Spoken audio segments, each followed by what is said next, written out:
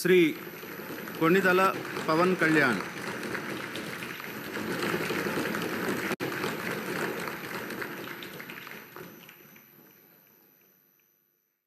కొణిదల పవన్ కళ్యాణ్ అనే నేను శాసనసభ సభ్యుడిగా ఎన్నికైనందున శాసనం ద్వారా నిర్మితమైన భారత రాజ్యాంగం పట్ల నిజమైన విశ్వాసం, విధేయత చూపుతానని, భారతదేశ సార్వభౌమాధికారాన్ని, సమగ్రతను కాపాడుతానని, నేను స్వీకరించబోయే కర్తవ్యాన్ని శ్రద్ధాశక్తులతో నిర్వహిస్తానని దైవ సాక్షిగా ప్రమాణం చేస్తాను.